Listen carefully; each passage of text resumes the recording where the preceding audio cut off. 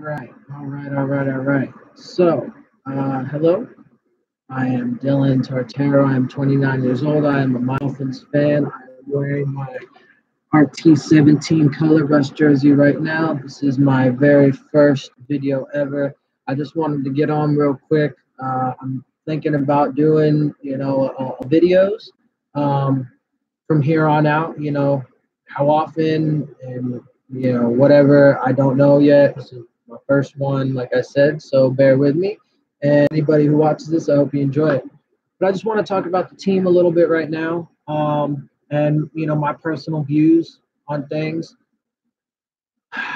Well, let's see where to start.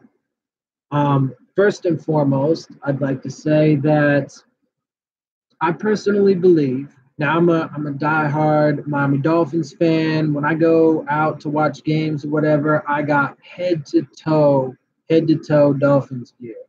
I got the gloves, I got some dope Nike shoes, I wear my jersey, wear some shorts, Dolphin shorts, head to toe, I got the socks, everything, right? Only thing I have underwear, but I'm looking. Anybody knows some good underwear, some Dolphins underwear, let me know. But anywho, so I'm a diehard Dolphins fan. Diehard. I've been Dolphins fan for as long as I can remember. It's kind of strange because I'm not from Florida. I've never lived in Florida. I've been to Florida a few times. I love it. Never actually been to Miami though, which is kind of strange as well. But I've been a Miami Dolphins fan as long as I can remember.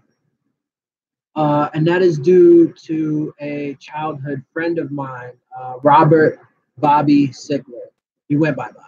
That was what we called him. His name is Robert, but good friend of mine growing up. And he got me into him. That's, the team I started watching when I was younger. And I've just been a diehard fan ever since. So let's see.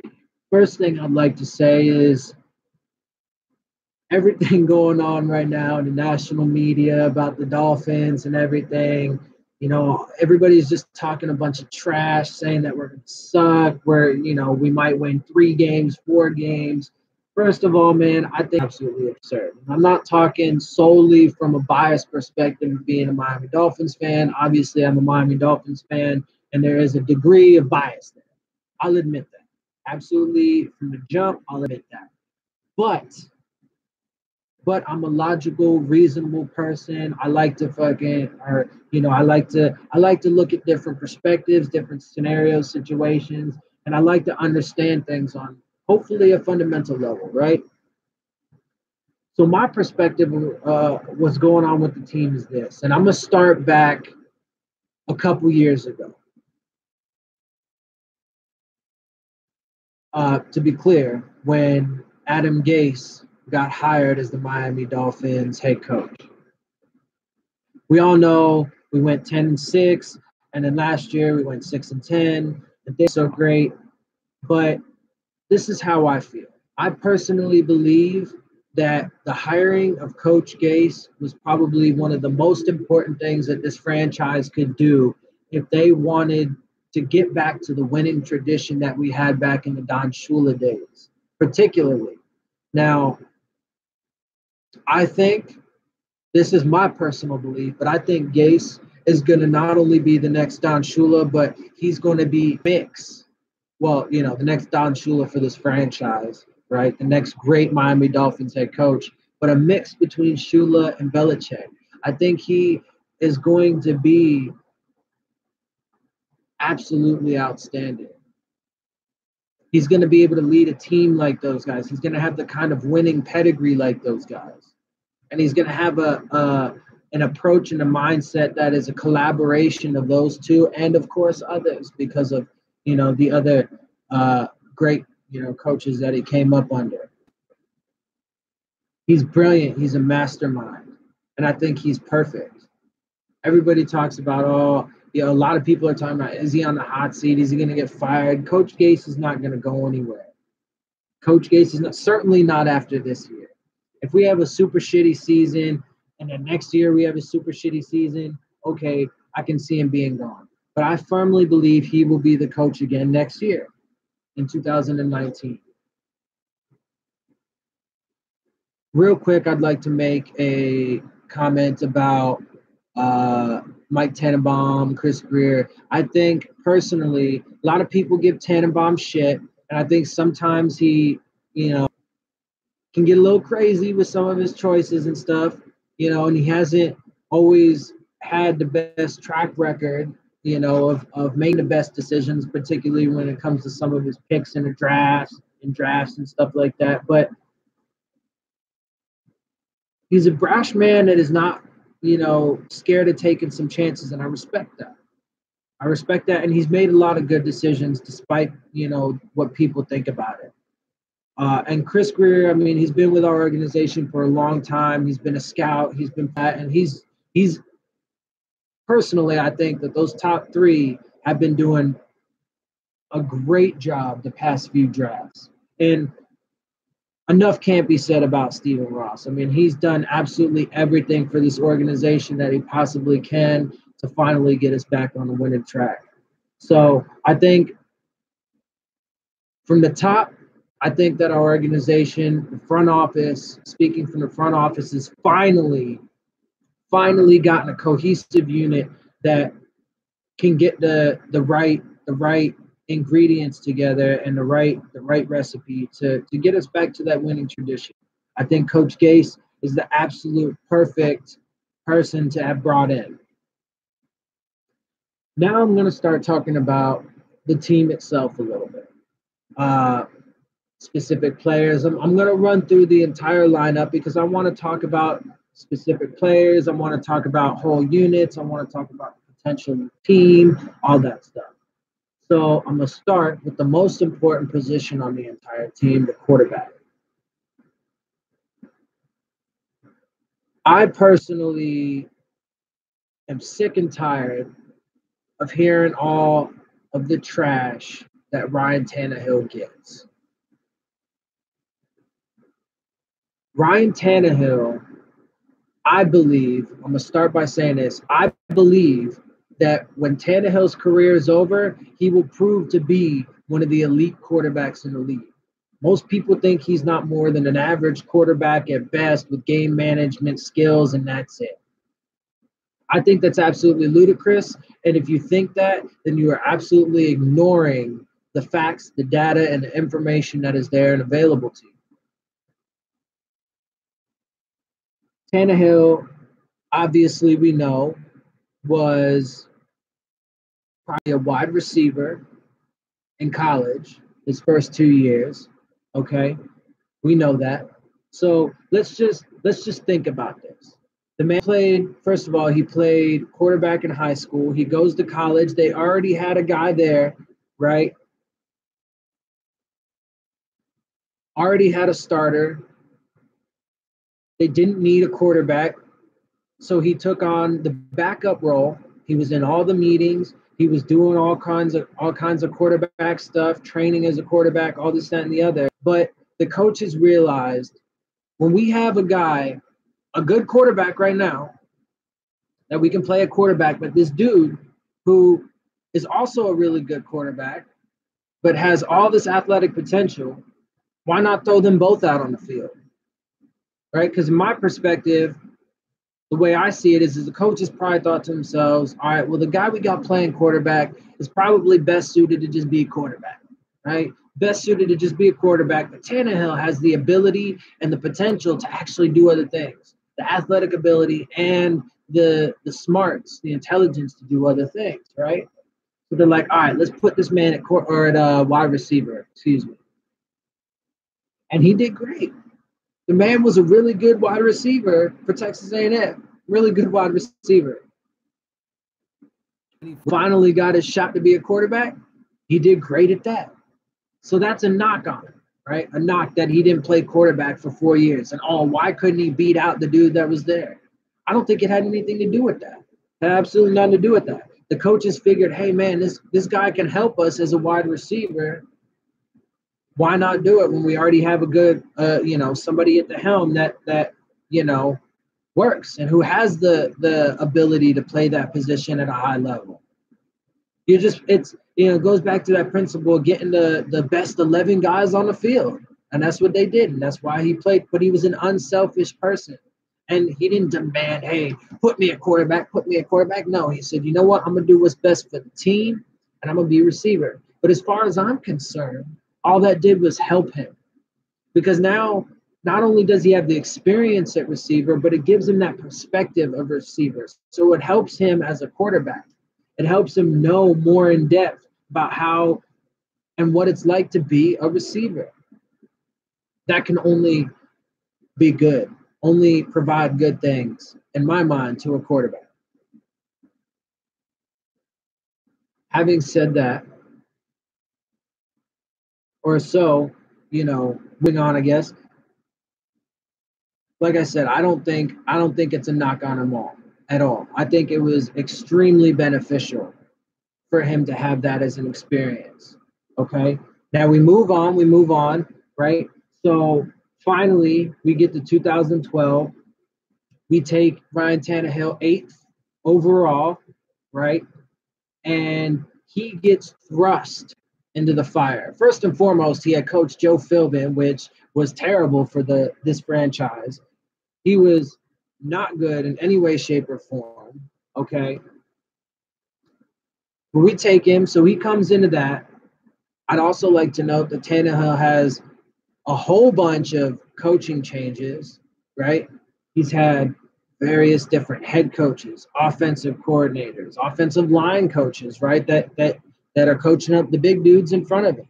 So much turnover in both coaching staff and personnel and front offices. It's been turmoil in a lot of ways for the beginning of his career, right? So he gets thrown into the fire game one of his rookie season, right?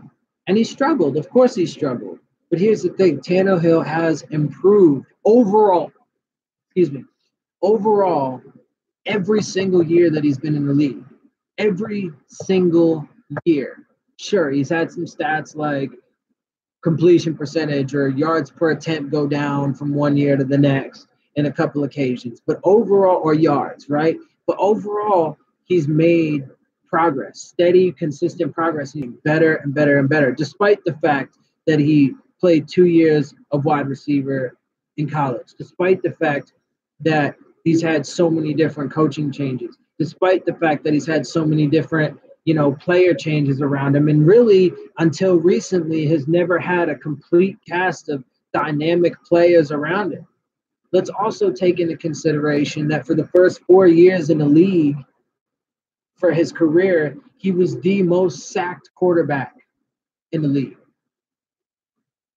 This man took a motherfucking beating for the first 4 years. He played a game or a few games, I think, at least one game, where he admit afterwards, I think it was after the season he admitted, but he admit that he was playing with blood in his urine because of the fucking shots that he was taking. So all this crap about Tannehill not being durable until that unfortunate knee injury, and I say unfortunate because it was just, I don't know if it was dirty. I don't know if Calais Campbell was intentionally trying to hit him there, but it was just happenstance, man. It was just the nature of the game. It was unfortunate. But that doesn't mean that Tannehill is injury prone.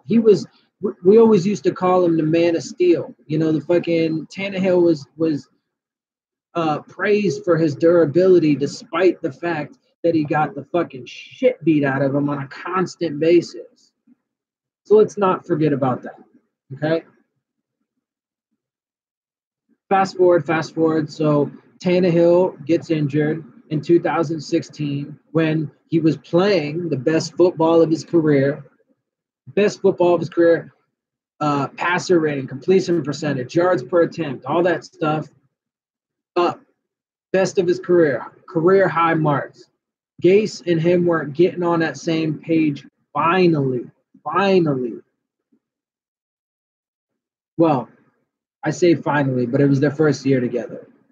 When I say finally, it's more like, I guess we were finally starting to see what everybody was hoping for from Tannehill. But it wasn't Tannehill's fault that it wasn't there. He was doing his part. Gase finally started to get it out of him. He won 7 out of his last 8 games before he got injured. He was the reason why we made it to the playoffs. Everybody wants to talk about Matt Moore won, 2 out of 3 of those last games or whatever it was, and he was. And Matt Moore was a great backup for us for a long time. But let's also keep, as far as I know, Matt Moore still hasn't even signed with another team. Actually, no, I'm sorry. I think he did. I can't remember who if it was. But anyway, point is, he wasn't gonna be what we needed anymore. He's getting old, he gets hurt a lot, so that wasn't gonna be the answer. Jay Cutler was kind of a I was cautiously optimistic last year, but in retrospect, it is what it is. He wasn't the thing either. But Tannehill is our quarterback. So he gets hurt. He was playing phenomenal. If he didn't get hurt, I wholeheartedly believe that we could have gone on. Not only would have won at least 2 out of 3 of the last games, possibly even all of them, but we would have gone into the playoffs and we would have beat Pittsburgh. We would have fucking won our first game because we would have had our leader. When people talk about Tannehill like he's not a leader, he is a great leader. I love Jarvis Landry. I have his jersey, but all that shit that he was talking about, how Tannehill doesn't throw with his receivers in the offseason, that's ludicrous. He's been doing that since, I think, I'd have to check my facts here, but I'm pretty sure he's been doing that since, like year 1 or 2. He's been doing that early in his career as the quarterback of the Miami Dolphins. So it's a flat out lie that Tannehill doesn't do that. And he is a great leader. Right from the jump, I watched recently the quarterback camp with John Gruden and Tannehill. Let me say, first of all, that John Gruden just completely gushes over Tannehill the entire thing. But, he's got that potential, man. He's got the ability. He can do it. And he will. He will this year, absolutely. He's going to prove all the doubters wrong. And he could have taken us further into the playoffs in 16 if he didn't get hurt. And I also believe that last year would have been a lot different if Tannehill was there. Now, having said that, last year was completely crazy. You cannot blame Tannehill or Gase, really, for most of the shit that happened.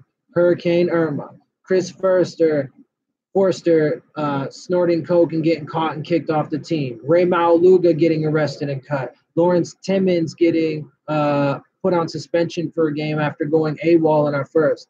I said Hurricane Irma, right? I think so. Losing our bye week, right?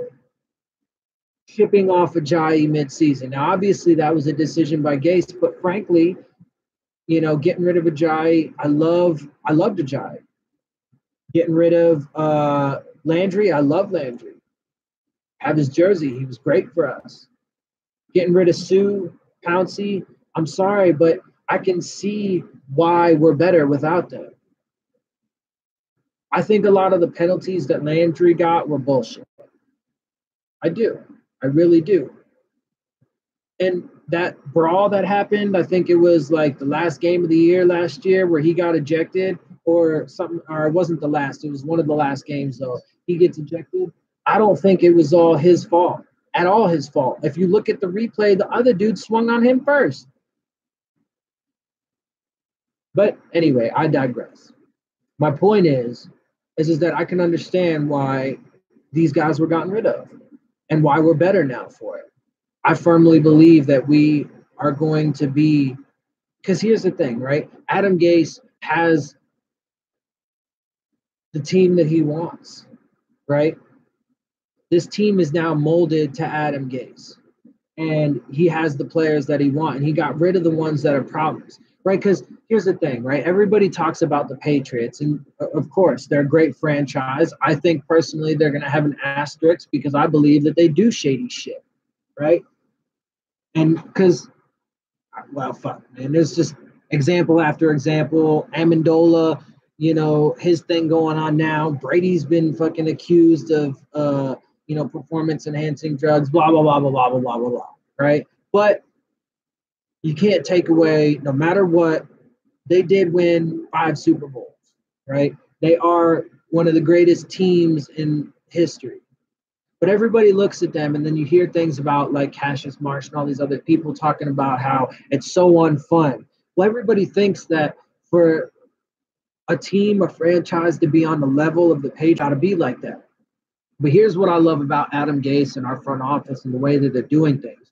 They're not talking about a culture change just to talk about it and, try and give people excuses and reasons for why things went so shitty last year. They really needed a culture change. And I think that they're finally getting what they want, the players that they want, and the people in the building, the coaching staff that they want, that Adam Gase wants. And they want it to be fun. They want their players to enjoy it. They want to bring back the people, that are in-house, right? They want their draft picks to develop and become staples of the franchise and the team for years to come. They want, the veterans that they bring in to represent the work ethic and the determination and the winning pedigree and shit like that they bring in. The culture is real, man. And I think that they're finally getting it. And they're having a good time. It doesn't have to be misery every day at practice, right? Anyway, so let me get back to the roster and why I think 2018 is going to be phenomenal. So real quick, again, just to wrap up Tannehill, I think Tannehill is going to be elite this year, man. I think he's going to fucking blow everybody out of the water. He's going to show everybody and shut everybody up that, doubts him, that says, oh, he can't do this or that or the other. He's going to light it up this year. Now, obviously, it's a team sport. It's not a one-man show. So he's got to have some people around him, right? He's got to have some people around him. He's got those people. Let's talk about the offensive line. The projected offensive line for this year is going to be left tackle Laramie Tunsil, is going to be left guard Josh Sitton, is going to be center Daniel Kilgore, right guard Jesse Davis, and right tackle Juwan James. Let's go one by one. Tunsil, highly touted first-round pick. He fell, obviously, gas mask thing, blah, blah, blah. I think that's silly. I think the NFL needs to hurry up and let their players smoke because it's super beneficial. But anyway, Tunsil, he did great at guard in his first year. He had Albert on his left and Pouncey on his right. So he had good, solid players on each side, right? And he's an athletic and skilled player, okay? So he did really well in year one as a guard. Year two, he struggled, right? Because now he's out on that little island by himself at left tackle. Sure, it's his natural position, but that's hard. Going up against some of the best pass rushers in the world, right? Because the NFL is the best of the best in football, obviously. So now he's out on this island by himself. We obviously didn't have good left guard play last year, so it was a struggle for him. Yeah, he does need to clean some shit up, a lot of shit. Yeah, he needs to not get so many penalties. But I think this year, having a good left guard next to him and having that experience last year and the experience he got as a guard in his first year, I think he's going to get back to that form that he had in college where he's just dominating. And he's going to keep Tannehill's blind side clear. I'm not saying he's not going to allow any sacks or any hurries or pressures. Like he was nearly perfect in a lot of those categories throughout college. But, is he going to be that? Probably not. He's going to let some stuff get through, but that's okay. He doesn't need to be. As long as he's consistently, keeping Tannehill clean. If you make a mistake, every once in a great while, and I'm not saying like once a game, like once every few games or, once a year, he'll get there, man. He'll get there. He'll be a left tackle before you know it. But he's going to break out this year, and he's going to have his best year yet, and he's going to keep getting better as each day goes on, each game goes on. Josh Sitton, I think, was a brilliant bring-in. He's been one of the best guards in the league for however many years. Yes, he's getting older, but he's durable, and he's going to provide that leadership and that's stability there at the left guard. And he's, the group we have now, I believe, is going to have some continuity finally between them. They're going to stay on it. They've been working together from the jump, and they're going to together and keep working together. And I think that they're going to be durable, right? So that was one of the problems with Pouncey. I love him, and he was a great center when he was healthy, but he wasn't healthy a lot. And then when he came back, he wasn't playing to quite the dominant level that he was before his hip surgeries. So Josh Sitton's going to be great. Daniel Kilgore, sure, he might be a step down in pure athleticism and whatnot from Pouncey, but he's definitely a step up in durability, which could be more important because if he's consistent and if he can, hold that shit down in the middle, then having him there to do it is equally as important as the skill and the athleticism. Then you go to Jesse Davis. He's a very young player, but he's got a lot of upside, a lot of potential. He showed really good things last year, and I think he's going to hold down that right guard job. Then you talk about Jawan James. He's definitely struggled. He was doing great last year before he got hurt. And he really does. I will say he does need he needs to be more consistent and he needs to step up his game and take it to the next level for this next season. Or he might not be back. He might not be back. But I do believe that this offensive line is going to be the most stable, most durable, most skilled overall across the board. Not to mention, we've got some good depth, really good depth for the first time in forever, right? Tackle Eric Smith, Ted Larson, right? We got some. Isaac Asiata needs to improve and develop going into his second year, right? All this stuff. But we have some solid, good depth. So if somebody does need to get spelled or if somebody does get hurt, I don't think the drop-off is going to be so substantial that causes all kinds of leaks. All of a sudden, Tannehill's getting his ass beat. Where to go next? Let's talk about our running backs. I think that we are going to have one of the best running back groups we've had in a very long time.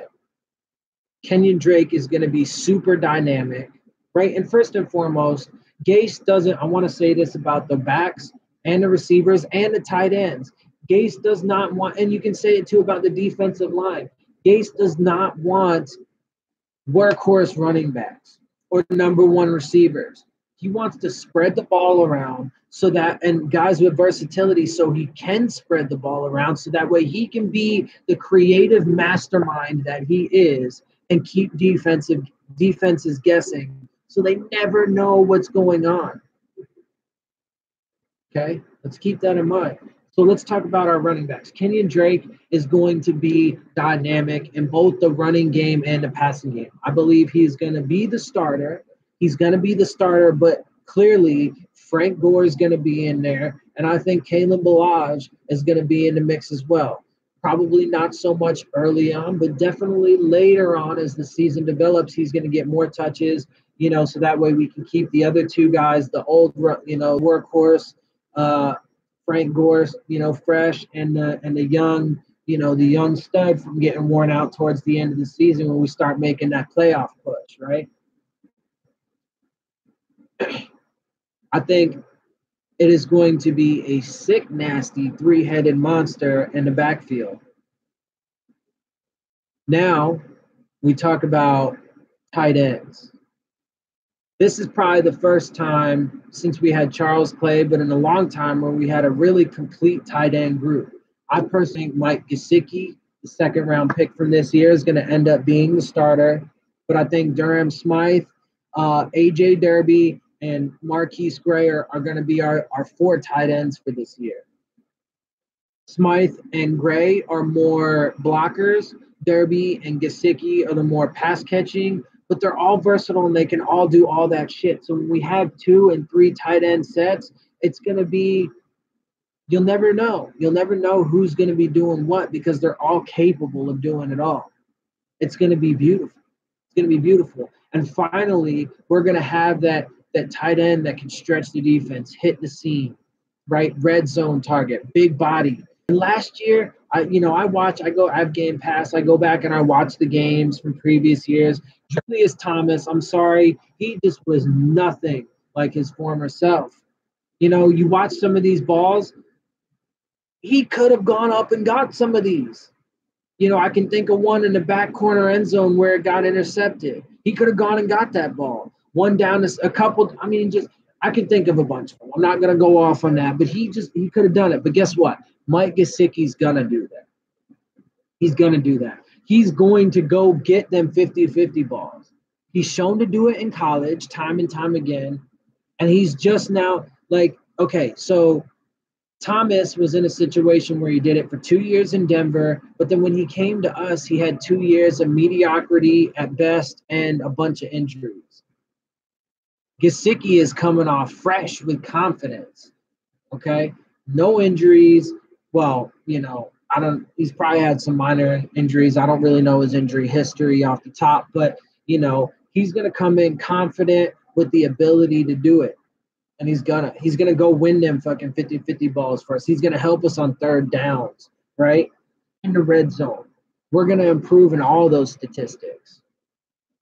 Anyway, so we're gonna have a really dynamic tight end group as well. Now let's talk about our receivers. Jarvis Landry's gone, sure, I get that. He had a lot of balls. Last year, I think it was 160 targets with 112 receptions. Well, guess what? Now all of that is going to be spread around through the offense. I believe that our receivers are going to be Kenny Stills, Devontae Parker, Danny Amendola, Albert Wilson, and Jakeem Grant are going to be the top five.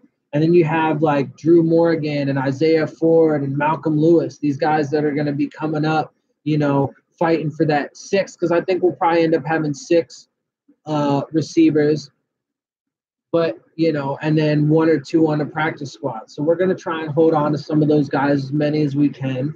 And, but I think they're going to be super dynamic. Still super fast. He's made tons of big plays for us, has a good yards per catch, can do some yak, gets touchdowns for us. And he fights, man. If you've seen some of those catches he makes, he's so dedicated, so focused. He keeps his mind on it and he keeps his eyes on the ball and he gets that shit. I think Parker is finally going to break out. He's going to have Tannehill back. He's going to be healthy. He's got a renewed, work ethic and all this other stuff, according to coaches and teammates, and blah, blah, blah. But not that I'm quote unquote drinking the Kool-Aid or buying into the hype. Obviously, they've totally settled down the hype for him this year, but I just think he's going to break out. I think finally, and frankly, I mean, if it wasn't for the fact that he was a highly touted number one pick, I mean, his career stats aren't even that terrible. But I think he's finally going to have that breakout year and become that number one receiver for us. And then you throw in Danny Amendola, winning pedigree, clutch.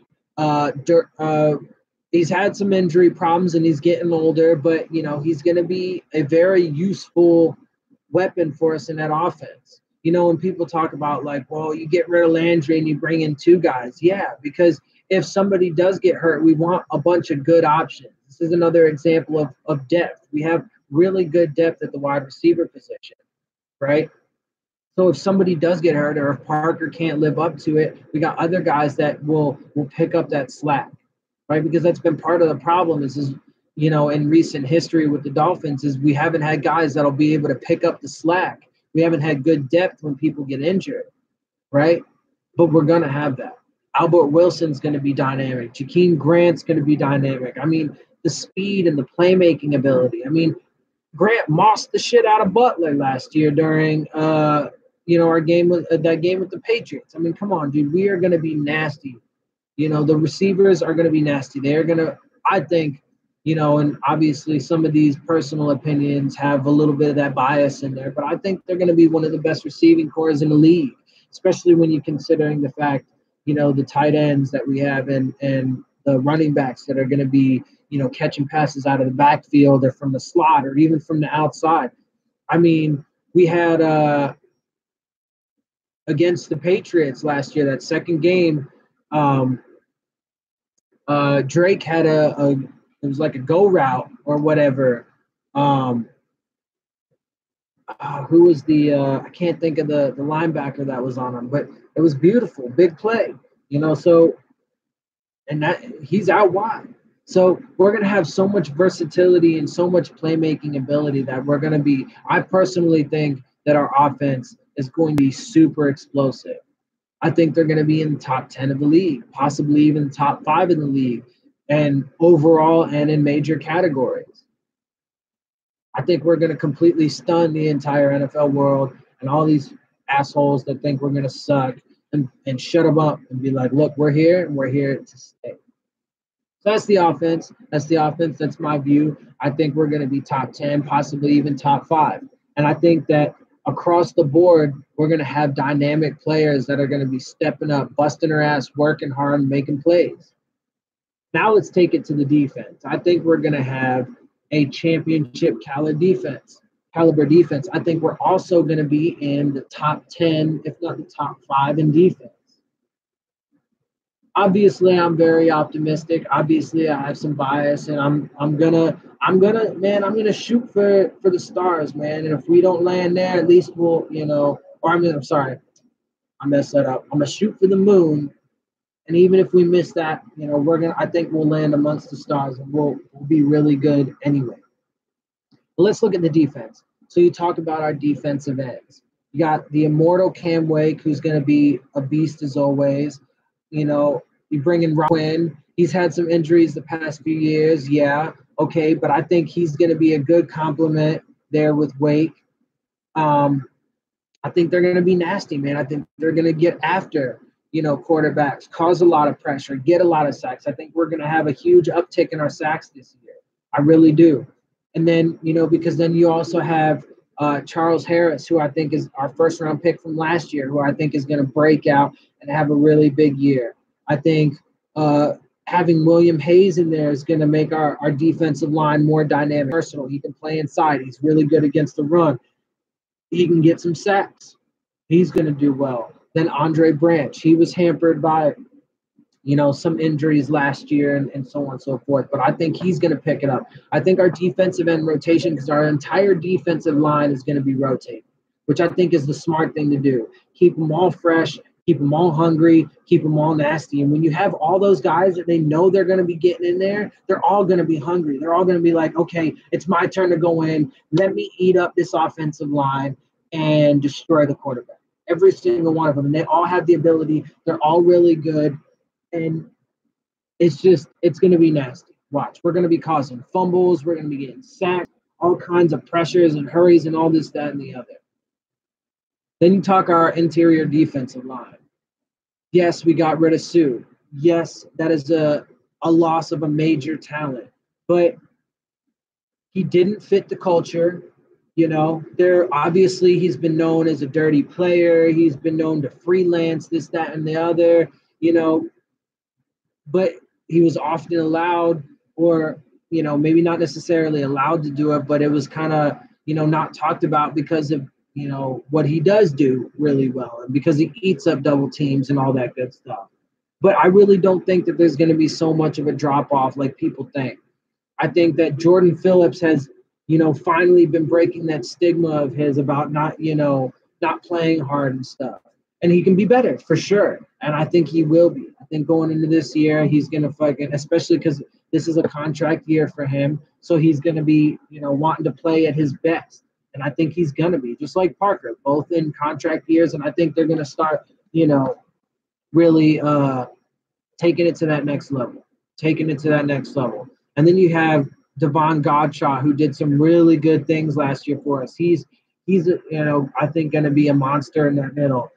Vincent Taylor did some really good things, I think, and then Akeem Spence, right? I think that interior defensive line is going to be nasty. I think the entire defensive line is going to be nasty, and they're really going to be collapsing pockets and putting pressure on quarterbacks and stopping the run, stuffing holes, right? Now, let's talk about the linebackers. Okay, I agree that, it's been a while since we've had, some good linebacker play. But I think, Kiko Alonso is a really good player. He's got some shortcomings, but I think, finally he's going to be able to, play at his best with the other guys that he has around him, and I think he's going to be dynamic for us. He's shown some really good things. Obviously, he had a phenomenal rookie year. He did some good things for us last year and the year before. And I think he's going to be great for us. I think, obviously, McMillan is probably the biggest factor in that. We lost him last year in the first preseason game on special teams. due to an ACL tear. But I think he's going to come back stronger and better than ever. And I think he's going to lead, that linebacking group as the man in the middle, and I think he's going to be a thumb can really help us with, against the run. Primarily, from my understanding of everything, I mean, that's the Mike's job is to call the plays, get everybody organized, and be that thumper to clog up gaps and holes and stop the run. And then you have your outside guys, the weak and the strong side, the weak side, strong side linebackers to do the coverage primarily. And I think Kiko's better suited to that. And I think Jerome Baker, we brought him in, so just as much as I think that we're finally going to have good tight end play on the offensive side, I think we're finally going to start being able to cover tight ends like Gronkowski. Which, by the way, I want to say, because I forgot to mention before, I think Gesicki is going to be our Gronk. I think we're finally going to have that player at the tight end position. Anyway, going back to defense, finally going to be able to cover tight ends and running backs out of the backfield with additions like, Jerome Baker and with people like Stephon Anthony. I think he's going to be, able to play a role. He hasn't lived up to his potential or his hype as a first-round pick, of the New Orleans Saints, but we got him on the cheap. And I think that we're going to be able to use him and maximize his ability and his potential. And I think he's going to do good things for us, and then some of these undrafted guys, I think we're going to have some solid depth at the linebacker position, not only just, solid starters or great starters, right? I think the starting trio will end up being Alonzo, McMillan, and Baker. But I think we're finally going to have, adequate, at least, if not really solid depth behind those guys. Mike McCray, Cason Collins, right? These are some of the undrafted guys. So all in all, I think the linebacker core is going to be a lot better than it was last year and than it has been in recent memory. Now let's go to our defensive backs. I think I'll break them down in safeties and cornerbacks, but I think that we're going to have, finally our secondary is going to start being on that elite championship caliber, like the no-fly zone in Denver, like the Legion of Boom in Seattle, right? Like these great secondaries. I mean, think about it. You got the X-Man, Xavier Howard, who did, some really great things last year, particularly in the end. I love to watch that Patriots game over and over again. I've watched it so many times because, oh, God, that Monday night game where we just destroyed them and it was just absolute agony and misery for the Patriots was just pure bliss and joy for me.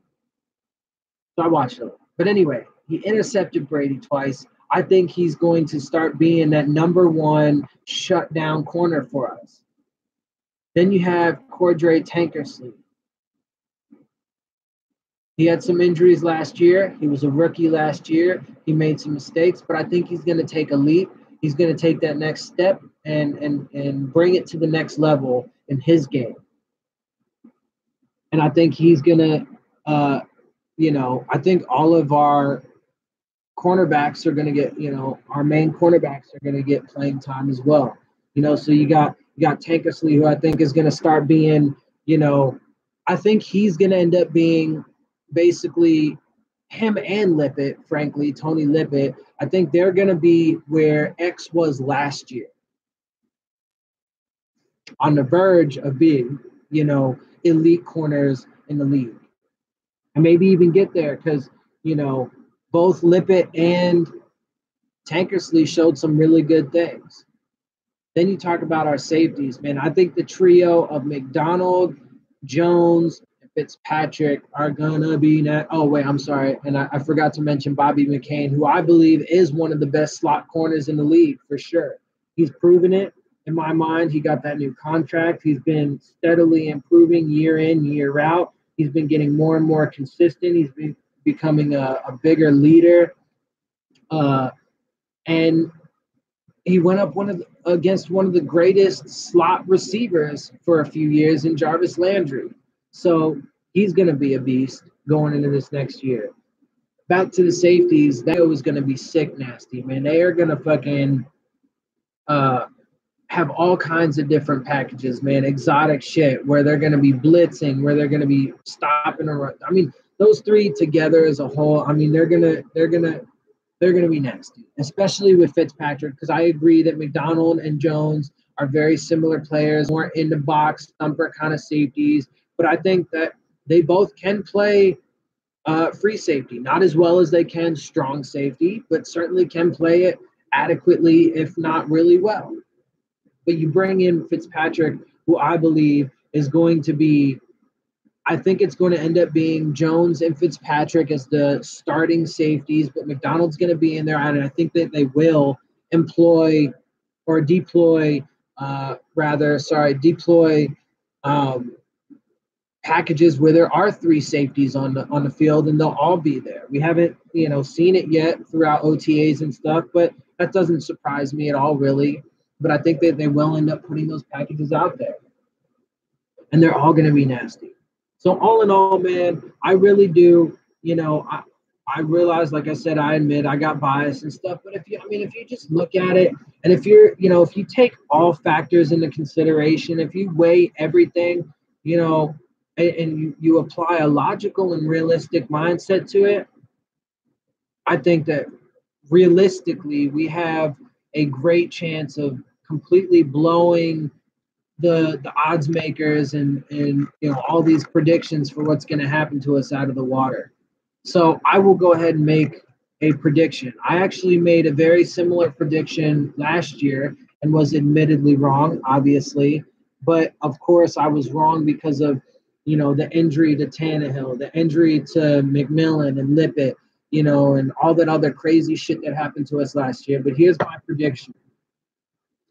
I think that we are going to sweep the Bills. I think that we are going to sweep the Jets. And I think at worst, we are going to split with the Patriots. I think that we will kick the shit out of them for sure when they come to visit us in Miami towards the end of the year. Because let's keep in mind now, as of last year, or as of now, because of last year, Brady is now 7 for 9 when coming down to Miami. And I think we're going to have one of the best teams we've had in quite some time. So I think we're going to kick the crap out of them when they come down to South Beach. And I think that we're actually going to stand a pretty solid chance to beat them in Foxborough this year. Amendola is going to be suspended for that.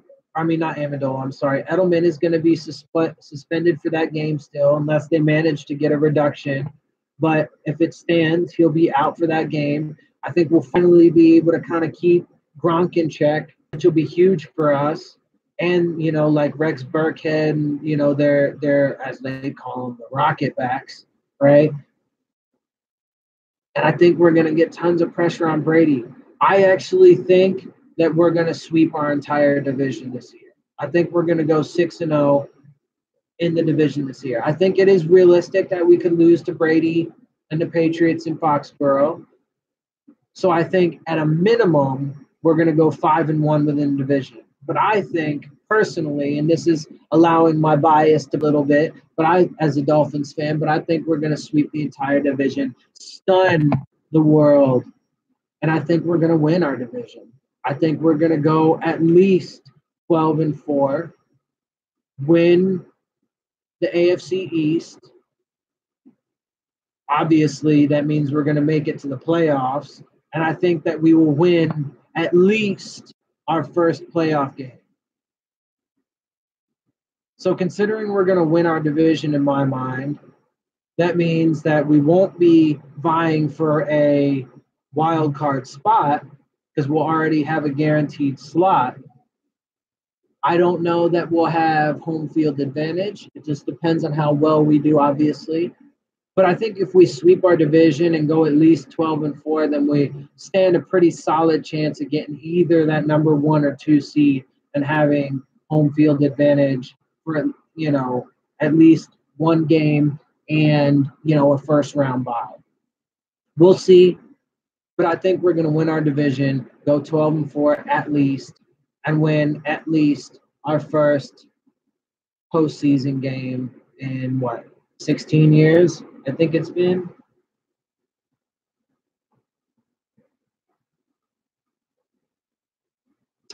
Let's see.